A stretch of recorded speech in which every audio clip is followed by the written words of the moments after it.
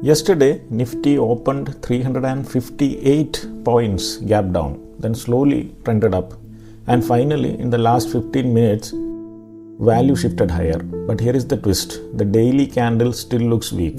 So now we have a conflict, intraday value bullish and daily structure showing hesitation, and this is where big moves begin. Let's break down the 5-minute chart.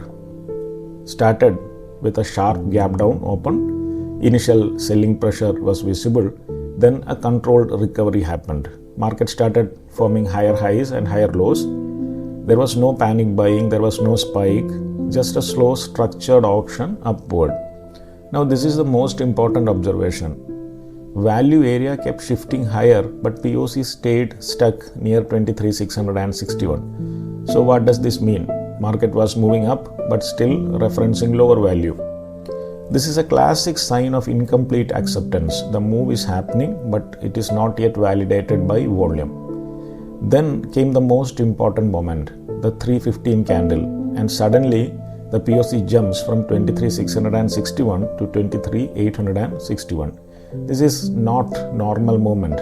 This is late value migration, meaning that strong business is happening at higher prices. Market is finally accepting higher value and buyers are stepping in late in the session. Now let's zoom out to the daily time frame. After all this intraday action, the daily candle is still small, it is not impulsive, and it is slightly indecisive. And this is very important because after a recovery, when price reaches a key zone, you expect strong bullish candle showing an acceptance or a clear rejection candle. But we got neither. We got a hesitation candle at value, which tells us that market is still deciding. And it also means that market is not fully committed to direction. Also, note this observation that the March POC, which is a higher value reference, and the April POC in comparison with the March POC was lower, showing a bearish acceptance till yesterday. But yesterday, the April POC has moved upward. This is not a small change. Now combine both intraday and daily perspectives.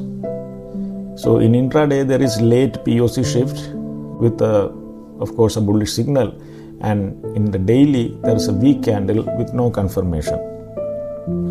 So what do we get? We get a conflict structure, and this is where professionals pay attention because this is how accumulation phases begin, and this is also how traps are formed. Now let's think like institutions. If they are bullish, they start building value quietly. Price doesn't explode immediately. That matches the POC shift. But if they are trapping, they allow price to rise. They reject from higher levels. That matches the weak daily candle. So both possibilities are still open. Now let's quickly look into the next session's key levels. The new value or the POC, the zone between 23,850 to 23,861 is a very important zone. The rotation zone of 23,850 to 23,890 is again going to be a very important zone. So the new value zone and the rotation zone may behave like a support or a resistance based on the opening of the next session. Now there is a failure level which is below 23,850, and again there is an acceptance level which is about 23,900 if acceptance happens with strength. Now the bullish scenario will build up if the price holds above the new POC and builds value higher, and then late accumulation will get confirmed and the upside expansion becomes likely.